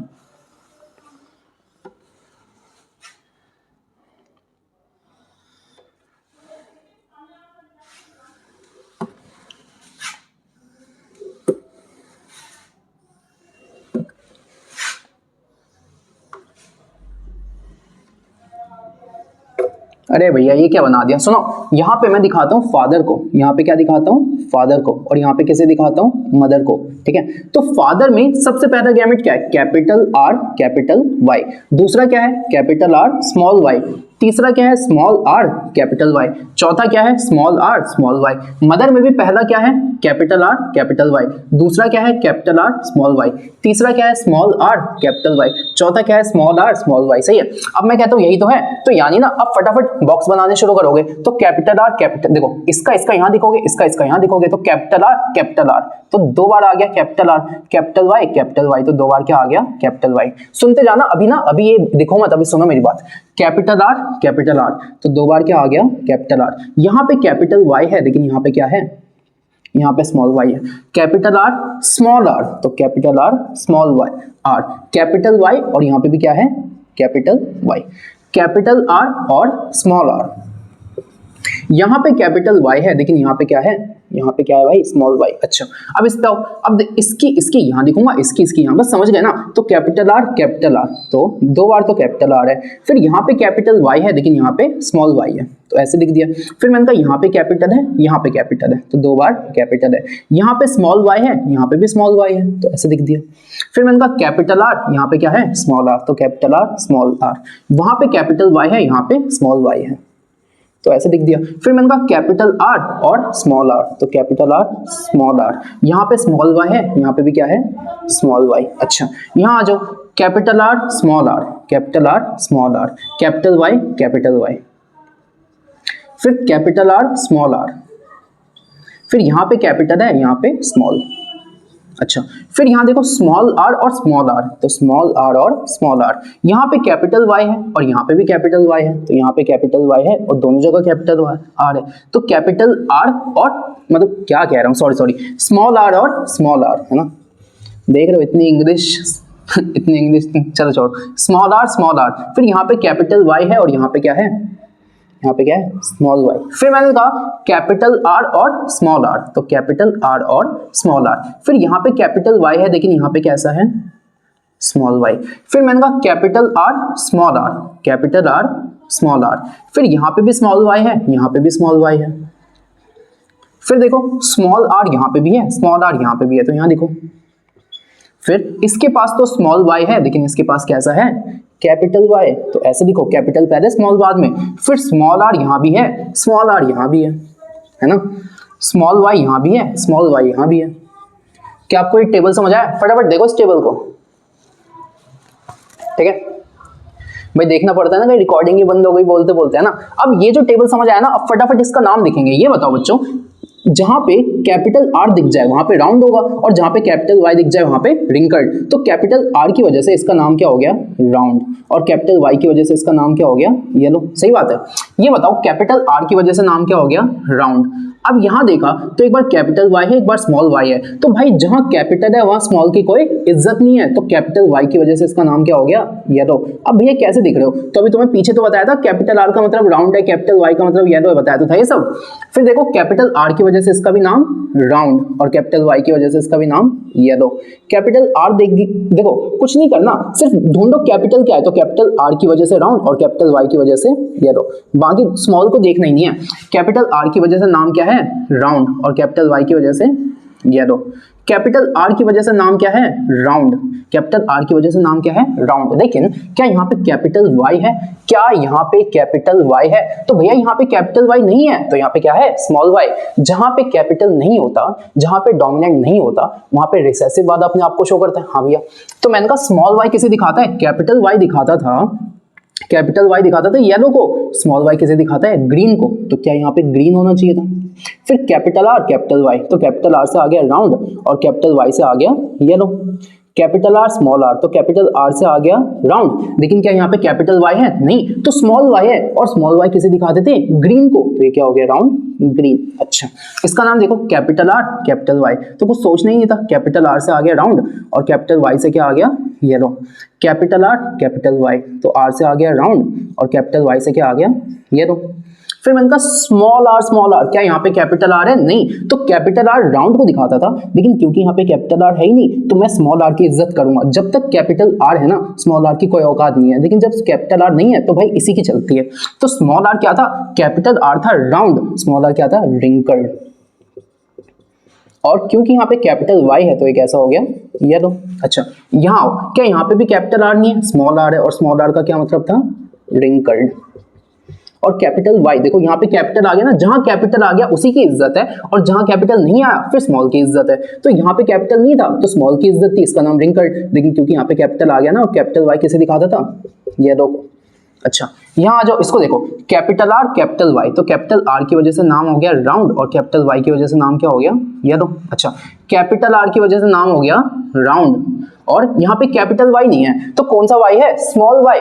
कैपिटल वाई दिखाता था येलो को, स्मॉल वाई दिखाता है ग्रीन को, तो क्या इसका नाम राउंड ग्रीन हो गया। अच्छा इस पे आओ, स्मॉल आर, क्या यहाँ पे कैपिटल आर है? नहीं, स्मॉल आर है। तो कैपिटल आर दिखाता था राउंड को, स्मॉल आर किसे दिखाता है? रिंकल्ड को। क्या यहाँ पे कैपिटल वाई आ गया तो कैपिटल वाई किसे दिखाता था? येलो को, तो नाम येलो। भाई जब तक कैपिटल आ गया ना, इसकी कोई औकात नहीं है। अब यहाँ देखो स्मॉल आर, तो स्मॉल आर किसे दिखाता था? रिंकल्ड को। और ये बताओ, क्या यहाँ पे कैपिटल वाई है? नहीं, स्मॉल वाई है, तो स्मॉल वाई किसे दिखाता था? ग्रीन को, तो ये कैसा है? ग्रीन। तो जो F2 जनरेशन है ना, देखो F1 जनरेशन में ये 4 गैमेट्स बने थे, इन गैमेट्स के फ्यूजन से ना इतने वेरिएशंस बन सकते हैं। तो ये जो पूरी वेरिएशन है ना, यही है आपकी F2 जनरेशन, यही क्या है आपकी F2 जनरेशन। तो जितना मैंने बताया ना उसके बाद कुछ नहीं करना, ऐसे ये बना देना, ये है आपकी F2 जनरेशन। फटाफट देखो, ठीक है बच्चों, और टाइम चाहिए तो वीडियो पॉज कर देना। अब आगे चलते हैं। यहाँ पे ना, अब यहाँ से क्वेश्चन आता है कि राउंड येलो कितने हैं, राउंड ग्रीन कितने हैं, रिंकल्ड येलो कितने हैं, रिंकल्ड ग्रीन कितने हैं। तो राउंड येलो देखो, गिनते जाओ। राउंड येलो एक ये रहा, राउंड येलो दूसरा ये रहा, राउंड येलो तीसरा ये रहा, राउंड येलो चौथा ये रहा, राउंड येलो पांचवा ये रहा, फिर देखो राउंड येलो नहीं है, राउंड येलो छठा ये रहा, फिर ये रहा सातवां, फिर ये रहा आठवां, और देखो ये क्या है? नौवां। तो ये बताओ बच्चों, राउंड येलो कितना है? राउंड येलो कितना है? राउंड येलो, ठीक है। तो यहाँ से नेक्स्ट क्या बनता है? ये तो तुमने ऊपर की तो हेडिंग ऐसे हटाओ यार, समझने पढ़ने पे ध्यान दो अभी तुम। ये तुम्हारी F2 जनरेशन है ना।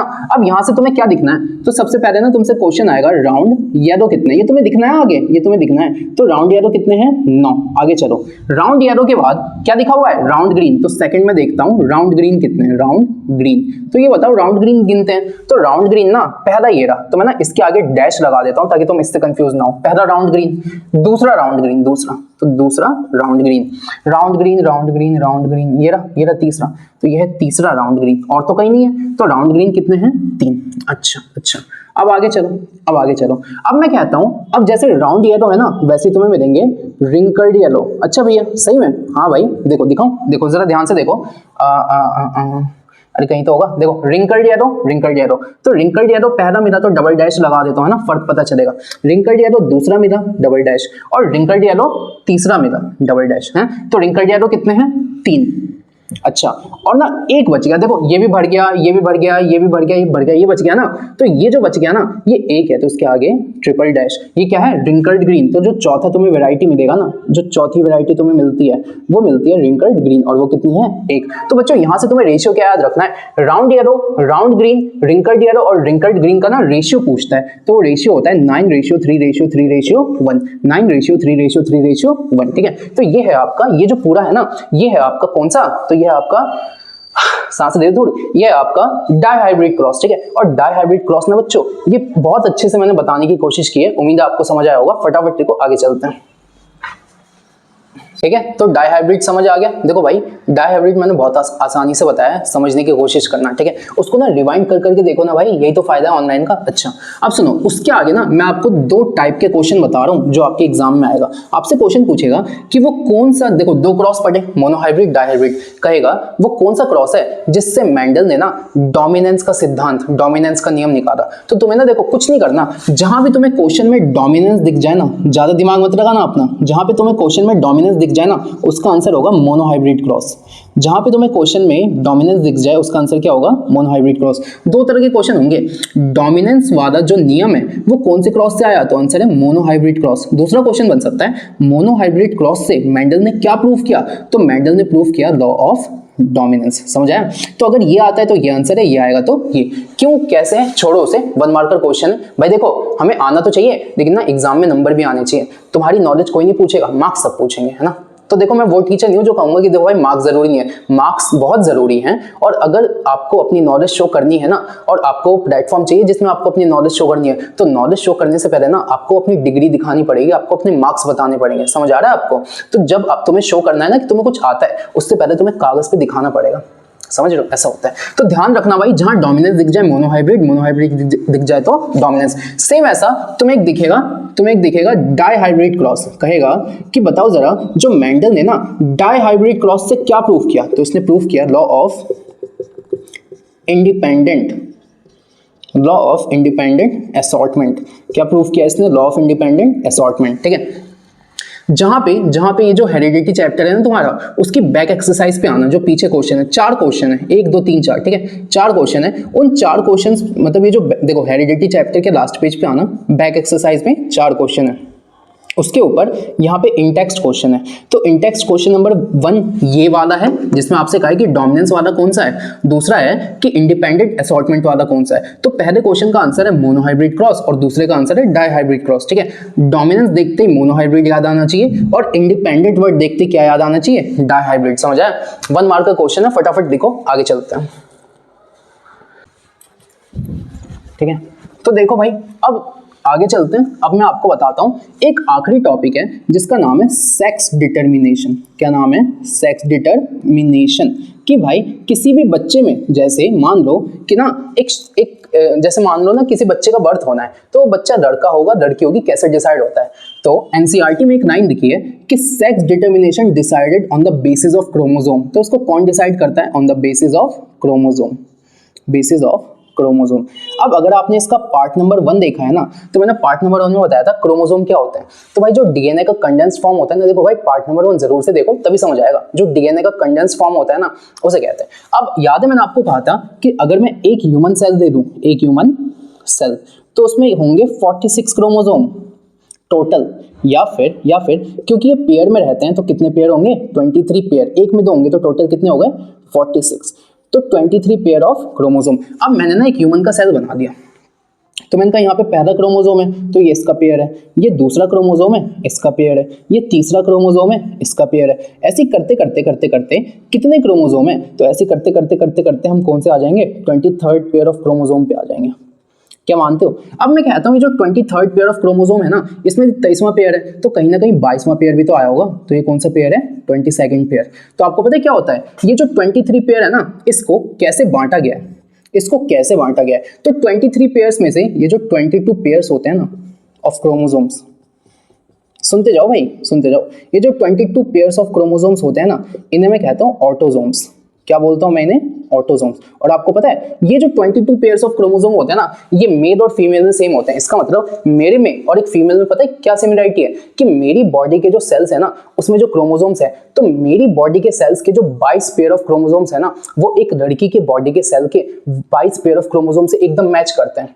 तो वो क्या चीज है जो मुझे एक लड़का बनाती है और एक लड़की को एक लड़की बनाती है? तो वो है 23rd पेयर ऑफ क्रोमोसोम। ये जो 22 पेयर है ना, तो ये जो लास्ट पेयर है ना, लास्ट पेयर है जिसे मैं कहता हूं 23rd पेयर ऑफ क्रोमोसोम, ये है जो कि डिसाइड करती है, डिसाइड जेंडर या फिर सेक्स ऑफ ह्यूमंस।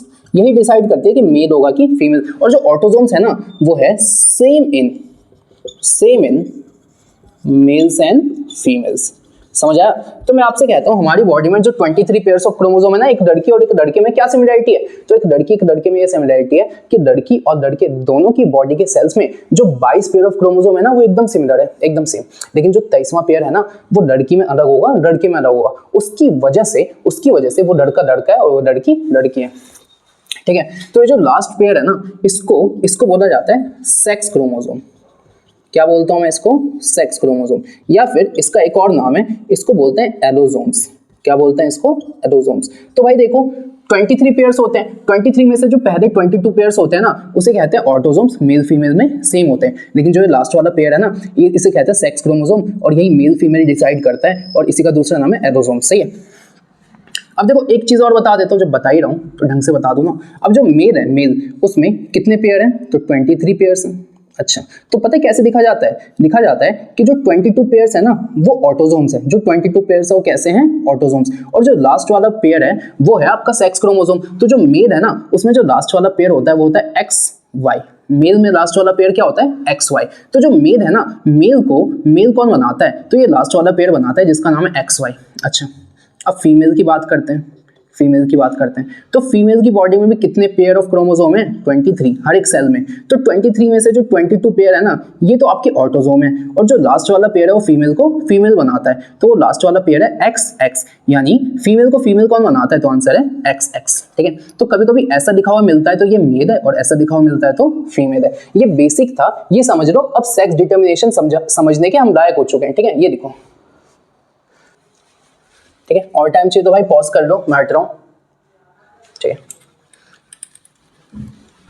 तो देखो ये बताना जरूरी था क्योंकि इसके बिना आप लोग सेक्स डिटर्मिनेशन को समझ नहीं पाते, फिर इसे रटना ही पड़ता। तो अब मैं कहता हूं ना, देखो सेक्स डिटर्मिनेशन करना है तो एक होगा फादर और एक अपनी क्या होगी भाई? मदर। सही बात है। तो जो फादर होगा इन दोनों में क्या सेम है? 22 पेयर ऑफ ऑटोसोम्स। उसकी तो बात ही नहीं कर रहा। वो कौन है जो इसको मेल इसको फीमेल बनाती है? तो फादर का जो 23rd पेयर ऑफ क्रोमोसोम है वो क्या है? X Y. जो मदर का 23rd पेयर ऑफ क्रोमोसोम है वो क्या है? X x. अब मैंने कहा ये कौन सी जनरेशन हो गई? बिल्कुल वैसी होगा जैसे बताया था। ये कौन सी जनरेशन होगी? तो ये है पेरेंट जनरेशन। पेरेंट जनरेशन में जब मुझे F1 मतलब जो इनकी नेक्स्ट जनरेशन पे जाना है तो सबसे पहले क्या होगा? Gamete formation. तो भाई गैमीट फॉर्मेशन कैसे होगी? तो ये बताओ क्या ये दोनों सेम है कि अलग है? तो ये दोनों सेम अलग है। तो यहाँ से x भी आ सकता है, y भी आ सकता है, लेकिन ये दोनों तो सेम है। तो मदर जो है ना वो हमेशा x ही देगी। मदर हमेशा क्या देगी? x। मदर हमेशा क्या देगी? x। अब मैं कहता हूँ क्योंकि मुझे इनका क्रॉस बनाना है तो चलो मैं एक बॉक्स बना देता हूँ। एक क्या बना दिया मैंने? बॉक्स। एक तरफ मैंने लिखा बॉक्स के इस तरफ है पापा जी और इस तरफ है मम्मी जी, है ना, फादर मदर। तो फादर का या तो एक्स क्रोमोसोम आएगा या तो फादर का वाई आएगा, लेकिन मदर हमेशा क्या दे सकती है? एक्स। तो इस पहले केस में भी मदर की तरफ से एक्स ही आना है और दूसरे केस में भी मदर की तरफ से एक्स ही आना है। अब क्योंकि ये जो बॉक्स में जो रिजल्ट आएगा यही मेरा क्या होगा? F1 जनरेशन, या फिर मैं इसे कह सकता हूँ यही होगी आपकी ऑफस्प्रिंग। यही क्या होगा? ऑफस्प्रिंग। या मैं ये नहीं कह सकता यही होगा आपका बच्चा, यही होगा बच्चा। अच्छा, मैं कहता हूँ फादर का एक्स और मदर का एक्स मिलेगा तो क्या बना? X x. फादर का एक्स और मदर का एक्स मिला तो क्या बना? X x. फादर का वाई मदर का वाई मिला तो एक्स वाई। फादर का वाई मदर का एक्स तो एक्स वाई। अब मैं कहता हूँ यहाँ पे ये जो F1 जनरेशन है ना, ये जो F1 जनरेशन है इसमें बताओ फिनोटाइपिक रेशियो बताओ। क्या बताओ इसमें? Phenotypic ratio. तो फिनोटाइपिक रेशियो क्या होगा भाई? बच्चा पैदा हुआ है या तो लड़का होगा या तो लड़की, तो या तो लड़का होगा। अच्छा, लड़का होगा तो लड़के में क्या होता है? एक्स वाई, और या तो लड़की होगी, लड़की में क्या होता है? X x. तो ये बताओ कितनी जगह एक्स एक्स आए? 2 जगह। तो लड़की 2 और लड़के कितने? 2। तो 2 को 2 से मैं काटूं तो लड़का और लड़की होने का जो रेशियो है क्या वो 1:1 आ गया? इतनी बातें समझ आई? तो पहला तो यहां तक क्लियर है। इसके आगे आपसे पूछेगा देखो ये तो हो गया। अब इसमें ना सवाल पूछता है कि बताओ भाई कितने % चांस है कि बॉय होगा, और पूछेगा कितने % चांस है कि गर्ल होगी। तो मैं कहता हूं कितने % चांस है देख देते हैं। तो मैंने कहा लड़के कितने हैं? 1, और टोटल कितने हैं? 1 और 1 2। परसेंट की बात है तो किससे मल्टीप्लाई करो? 100 से। तो यानी 50% चांस है कि लड़का होगा। अब कितने % चांस है कि लड़की होगी? तो लड़की कितनी है? 1। टोटल कितने? 1 और 1 2, और परसेंट है तो किससे करो? 100 से। तो 50% ही चांस है कि लड़की होगी। दूसरा क्वेश्चन आपसे पूछेगा क्या प्रोबेबिलिटी है लड़का होने की? तो दूसरा क्वेश्चन आपसे पूछेगा probability of birth of boy, और दूसरा आपसे पूछेगा probability of birth of girl. तो मैं कहूंगा प्रोबेबिलिटी कितनी है? प्रोबेबिलिटी होती है the number of favourable outcomes upon total outcomes. Favourable ऊपर, टोटल नीचे। तो किसकी बात हो रही है? किसकी प्रोबेबिलिटी? लड़के की। तो लड़का कितना है? 1 ही तो है। और टोटल कितने हैं? टोटल 2। तो प्रोबेबिलिटी ऑफ बॉय कितनी हो गई? 1/2। अच्छा, प्रोबेबिलिटी ऑफ गर्ल बताओ। तो लड़की कितनी है? भाई लड़की भी तो 1 ही है। और टोटल कितने हैं? 2। तो लड़की की प्रोबेबिलिटी भी कितनी हो गई? 1/2। परसेंटेज में पूछेगा तो 50%, प्रोबेबिलिटी में पूछेगा तो ये, और सीधा आपसे पूछेगा कि ये बताओ कि लड़का होने और लड़की होने के जो प्रोबेबिलिटी है क्या वो सेम है? तो ये बताओ प्रोबेबिलिटी ऑफ लड़का एंड प्रोबेबिलिटी ऑफ लड़की सेम है क्या? तो probability of boy and probability of girl ये सेम है क्या? Probability of boy and probability of girl same है क्या? तो मैं ये नहीं कह सकता there is equal chance of birth of a baby boy, मतलब लड़का होने के भी इक्वल चांस है 50% और 1/2 और अ बेबी गर्ल, और लड़की होने के भी इक्वल चांस है जो कि क्या है 50% या 1/2। तो मैं कहता हूं लड़का होगा 50% चांस है, लड़की होगी 50% चांस है। लड़का होने की प्रोबेबिलिटी 1/2, लड़की होने की प्रोबेबिलिटी 1/2, लड़का और लड़की का रेशियो 1:1। तो फटाफट इसे देखो,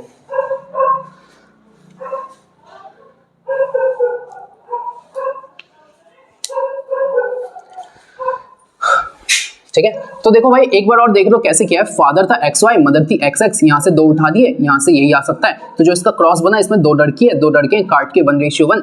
तो मैं इनका परसेंटेज क्या होगा लड़कों का? तो एक लड़का है टोटल 2 है तो 50%, लड़की का एक लड़की है टोटल 2 है 50%, प्रोबेबिलिटी दोनों की 1/2। जब प्रोबेबिलिटी सेम होती है तो अगर दोनों की प्रोबेबिलिटी सेम है इसका मतलब लड़का होने की प्रोबेबिलिटी भी वही है और लड़की होने की प्रोबेबिलिटी भी वही है, तो दोनों की आधी आधी प्रोबेबिलिटी नहीं है क्या? तो यानी ये इक्वली लाइकली इवेंट्स हैं, कुछ भी हो सकता है। समझ आया आपको? तो कुछ भी हो सकता है, कुछ भी हो सकता है भाई। फटाफट इसे देखो, इसके आगे थोड़ी सी और बातें बतानी है, ठीक है। तो यहां तक क्लियर है। अब देखो इसी सेक्स डिटर्मिनेशन में ना कुछ और बातें बतानी है। अब ना यहां से एक सीधा क्वेश्चन आता है कि how sex of a child is determined. NCERT का भी क्वेश्चन है, how sex of a child is determined. एक बच्चे का जेंडर डिसाइड कैसे होता है? तो बच्चों जरा ध्यान से समझना, जो मैंने तुम्हें बताया कि फादर जो है वो XY है, मदर XX है, ठीक है। तो फादर देखो, मदर जो है मदर वो हमेशा X ही देगी, मदर हमेशा क्या देगी भाई? मदर तो X ही दे सकती है। अब यहाँ पे फादर का आएगा तो अगर फादर से X आ गया तो XX से लड़की हो जाएगी, और अगर फादर से Y आ गया तो XY से क्या हो जाएगा? लड़का। तो वो कौन है जो डिसाइड करता है कि लड़का होगा कि लड़की? तो फादर के क्रोमोसोम डिसाइड करते हैं। देखो ना, मदर जो है, देखो मदर ये है, फादर ये है, तो मदर तो हमेशा X ही दे सकती है, लेकिन फादर ने अगर X दे दिया तो ये लड़की हो गई, फादर ने अगर Y दे दिया तो ये लड़का हो गया। सही बात है। तो वो कौन है जो डिसाइड करता है कि लड़का होगा कि लड़की? तो मैं कहता हूं it is the sex chromosome of father that decide that whether a baby boy और a baby girl will be born. सही है। अच्छा, और समझ गए ना, ज्यादा इंग्लिश क्या बोलूं, है ना। तो इसी को दिखते हैं, इसी को दिखते हैं। मार्कर ही गिर गया। देखो तो कैसे दिखोगे इसका आंसर? तो दिखोगे, फर्स्ट पॉइंट देखो, it is father's chromosomes which decides sex और जेंडर ऑफ अ बेबी या फिर ऑफस्प्रिंग। अब सुनो, मदर तो हमेशा X ही दे सकती है, अगर फादर से भी X आ गया तो क्या बन जाएगी? लड़की। फादर से Y आ गया तो क्या बन जाएगा? लड़का। तो मैं ये नहीं कहूंगा एक ऐसा ऑफस्प्रिंग जिसको फादर से X मिला वो लड़की बन जाएगी, और एक ऐसा ऑफस्प्रिंग जिसको फादर से Y मिला वो लड़का बन जाएगा। तो ये नहीं कहूंगा an offspring who inherits X from father will be a girl and an offspring who inherits Y from the father will be a boy. क्या समझ आ गया? तो सेकंड पॉइंट क्या होगा इसका? Second point, an offspring which inherits X from father will be a girl. क्यों? क्योंकि देखो मदर से तो X ही आना है, फादर से भी X आ गया तो क्या बनेगी? लड़की। अच्छा, और an offspring which inherits Y from father will be a boy। जरा ध्यान से देखो, मदर से तो एक्स ही आना है, लेकिन फादर से क्या आ गया, वाई, तो एक्स वाई ने इसको क्या बना दिया, बॉय बना दिया। ठीक है भाई, तो ये था एक अच्छा सा क्वेश्चन था। फटाफट इसे देखो। अब मैं ना आपको ना एनसीईआरटी के कुछ अच्छे क्वेश्चंस करा देता हूं जिसको एग्जाम में आने के बहुत चांसेस है। ठीक है, इसे देखो जल्दी से। देखो भाई, ये जो क्वेश्चन है ये बोर्ड एग्जाम में आया हुआ क्वेश्चन है। अभी जो 5-10 मिनट जो भी मैं आपको क्वेश्चंस कराऊंगा ना, वो बोर्ड एग्जाम के ही क्वेश्चन है। हर एक क्वेश्चन जो बताने जा रहा हूं तुम्हें वो एग्जाम में ही आया हुआ है। ये PYQ कहते हैं बच्चों ने, प्रीवियस ईयर क्वेश्चंस। हमेशा ना चैप्टर खत्म होने के बाद हमें PYQs करने ही चाहिए, तभी तो पता चलेगा अपने को आया क्या है ना। तो पहला क्वेश्चन आपके सामने व्हाइट बोर्ड स्क्रीन पे ये रहा, कंप्यूटर जी है ना। देखो पहला क्वेश्चन ये कह रहा है कि 2 टाइप के गैमेट्स का नाम बताओ जो कि मैन बनाता है, मैन। तो ये बताओ बच्चों, जो मैन है, मैन यानी जो आदमी है, उसके गैमेट को स्पर्म कहता हूं। मैन के गैमेट को क्या बोलता हूं, स्पर्म। लेकिन स्पर्म तो स्पर्म होता है, 2 तरह के स्पर्म कैसे हो सकते हैं? तो सुनो भाई सुनो, मैं कहता हूं एक मेल है, अभी इसका आंसर दिखवाऊंगा, सुन लो पहले। तो एक्स वाई है, तो मैंने कहा एक मेल का जो स्पर्म है, देखो जरा ध्यान से देखो, मेल क्या देगा, या तो मेल एक्स देगा या तो मेल क्या देगा, वाई देगा। तो मैंने कहा जब मेल बच्चे को एक्स क्रोमोसोम दे रहा है तो स्पर्म ही तो है जो एक्स क्रोमोसोम को लेके जा रहा है। जब मेल बच्चे को वाई क्रोमोसोम दे रहा है तो स्पर्म ही तो है जो वाई क्रोमोसोम लेके जा रहा है। तो मेल के पास ना 2 तरह के गैमेट्स होते हैं, एक ऐसा स्पर्म जिसके पास एक्स क्रोमोसोम है और एक ऐसा स्पर्म जिसके पास वाई क्रोमोसोम है। सही है, तो यही है आपके पहले का आंसर। तो क्या दिखना चाहिए था, कितने टाइप के हैं? तो अगर मैं पहले के आंसर की बात करता तो ऐसे दिखते, there are 2 types of male gamete. और वो 2 टाइप के क्या होते हैं? तो इसी में फर्स्ट पॉइंट दिखते हैं, a sperm with x chromosome. एक ऐसा स्पर्म जो कि कौन सा क्रोमोसोम लेके जा रहा है, एक्स, और एक ऐसा स्पर्म जो कि कैसा लेके जा रहा है, वाई। तो स्पर्म विथ वाई क्रोमोसोम, एक ऐसा स्पर्म जो कि कैसा क्रोमोसोम लेके जा रहा है, वाई क्रोमोसोम। सही है, अच्छा चलो भाई सेकंड पार्ट पे आते हैं। कह रहा है एक मेल चाइल्ड है, तो सबसे पहले जो एक मेल होता है वो क्या होता है, एक्स वाई, जिसमें से वाई पक्की बात है फादर से आया होगा और एक्स कहां से आया होगा, मदर से। 10 बार बता चुका हूं, 10 बार। वाई मम्मी दे ही नहीं सकती तो वाई फादर ने दिया होगा, अगर एक फादर होगा तो ये मदर से आया होगा। कह रहा है एक मेल चाइल्ड है, वो एक्स क्या अपने पापा से दे सकता है? तो भाई अगर ये मेल है ना, तो मेल है तो मेल होने के लिए एक्स वाई चाहिए, और वाई अगर फादर से आया है तो एक्स पक्की बात है कहां से आया होगा, मदर से। लेकिन इसने कहा एक लड़के में एक्स फादर से आ सकता है। भाई सुनो, मम्मी तो एक्स ही दे सकती है, अगर उस फादर से भी एक्स आ गया तब ये लड़का थोड़ी होगा, तब ये लड़की हो जाएगी। तो एक जो लड़का है ना, उसके फादर से कभी भी एक्स नहीं आ सकता, हमेशा क्या आएगा, वाई। समझ आया? तो क्या किसी मेल चाइल्ड को फादर से एक्स मिल सकता है? तो आंसर है नो। अ मेल चाइल्ड ऑलवेज इनहेरिट्स, एक मेल चाइल्ड को ना अपने फादर से हमेशा वाई मिलेगा, वाई फ्रॉम हिज फादर। देखो भाई सिंपल सी बात है, मेल चाइल्ड है तो एक्स वाई होगा, एक्स मम्मी से आया होगा, वाई फादर से। अगर मम्मी से तो एक्स ही आना है, अगर फादर से भी एक्स आता है तो लड़का थोड़ी लड़की हो जाता ना, वही कह रहा हूं। चलो तीसरे पार्ट पे कह रहा how many types of gametes are produced by females. भाई जो फीमेल है ना, फीमेल के गैमेट्स का नाम है ओवा, ओवम या फिर एग, कुछ भी बुला दो, यही नाम है इनके, है ना। 10th में तो कुछ भी बुला दो, वैसे ओवम होता है। अब सुनो, जो फीमेल का गैमेट है ना उसको ओवम कहते हैं। अब ये बताओ फीमेल पे क्या होता है, एक्स, तो फीमेल हमेशा एक्स ही तो दे सकती है, तो मेल एक्स भी दे सकता था, वाई भी, इसलिए इसके 2 तरह के गैमेट, एक स्पर्म एक्स, एक स्पर्म वाई। लेकिन फीमेल तो हमेशा एक्स देगी, तो इसके पास सिर्फ एक तरह का गैमेट होगा, वो कौन सा होगा, एक ऐसा ओवम जो कि क्या लेके जा रहा है, एक्स। तो आंसर है only 1 type of gamete. How many types of gametes? तो there is only 1 type of gamete produced by human female। और वो कौन सा टाइप का है? तो आगे दिखोगे, ओवम विथ एक्स क्रोमोसोम, एक ऐसा ओवम जिसके पास क्या है, एक्स। क्योंकि भाई जो फीमेल का गैमेट है उसे ओवम कहते हैं, और फीमेल हमेशा एक्स दे सकती है, तो एक ही टाइप का तो बनेगा।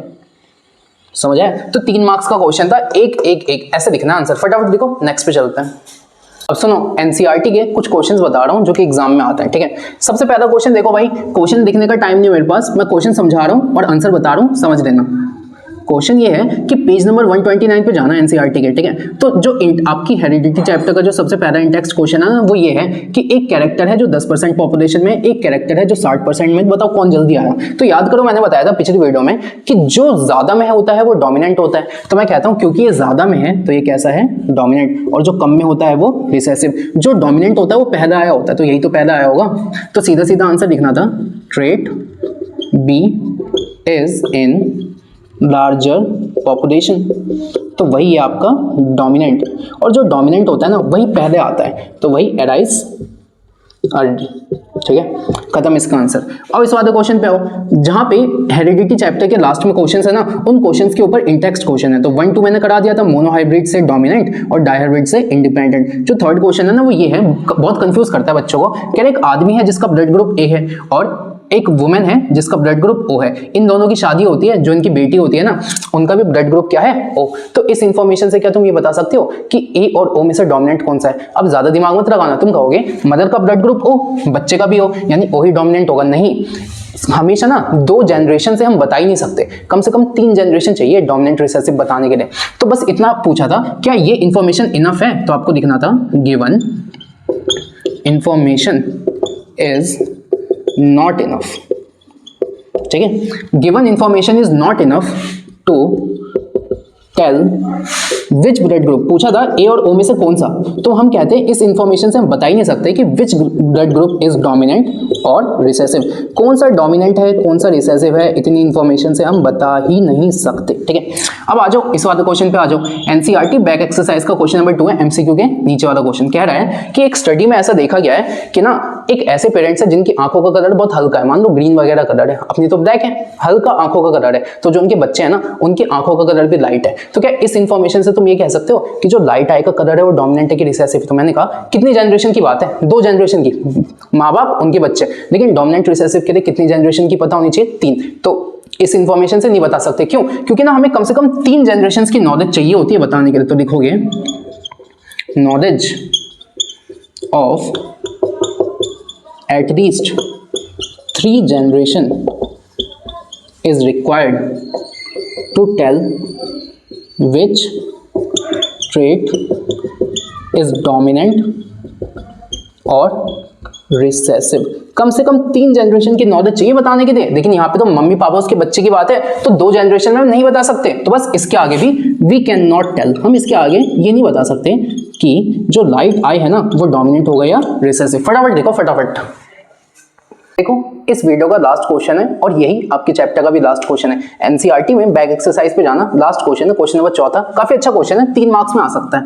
कह रहा है कि ये बताओ कोई भी जो बच्चा है ना, प्रोजेनी किसी बच्चे को कहते हैं, इस बच्चे में मेल और फीमेल का इक्वल जेनेटिक कॉन्ट्रीब्यूशन कैसे इंश्योर होता है। मतलब ये मेल है ये फीमेल है, तो मेल का क्या होता है, स्पर्म, और फीमेल का क्या होता है, ओवम। अब सुनो, मेल और फीमेल के हर एक सेल में ना, हर एक सेल में 23 पेयर क्रोमोसोम होते हैं, 23 पेयर क्रोमोसोम होते हैं। लेकिन जो स्पर्म है ना उसमें पेयर नहीं होते, उसमें सिर्फ 23 क्रोमोसोम होते हैं, ओवम में भी सिर्फ 23 क्रोमोसोम होते हैं। अब अगर इन दोनों का फर्टिलाइजेशन होगा तो क्या बनेगा, जाइगोट। फर्टिलाइजेशन का मतलब है दोनों का मिक्स हो गया, तो स्पर्म और ओवम 23 हिस्से आ गए, 23 हिस्से आ गए, तो जाइगोट के पास 46 क्रोमोसोम होंगे। और अगर मैं इसको बांटूं तो फिर से जाइगोट के पास 23 पेयर ऑफ क्रोमोसोम हो गए, है ना। तो मैं कहता हूं यही तो बाद में जाके बच्चा बन जाता है, जो प्रोजेनी है यही तो बाद में जाके बन जाता है। तो इस बच्चे में मदर और फादर का क्या जेनेटिक कंट्रीब्यूशन बराबर नहीं था, मदर और फादर से क्या सेम नंबर के क्रोमोसोम नहीं आए। तो कहता है कि एक बच्चे में मदर और फादर का जेनेटिक कंट्रीब्यूशन बराबर है, इसको कैसे इंश्योर करोगे, कैसे प्रूफ करोगे। तो मैं ये कहूंगा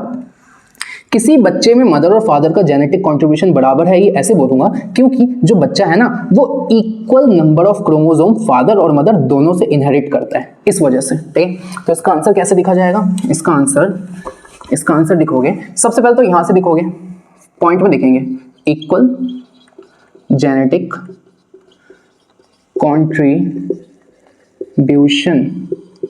of male and female parents ensured in progeny. यहां तक तो क्वेश्चन ही है। अब देखो उसके आगे क्या बताया, बच्चे को ना फादर और मदर दोनों से इक्वल नंबर ऑफ क्रोमोसोम्स का इनहेरिटेंस होगा by inheritance of equal number of chromosomes, और वो कितने होंगे 23 फादर से 23 member from father and mother.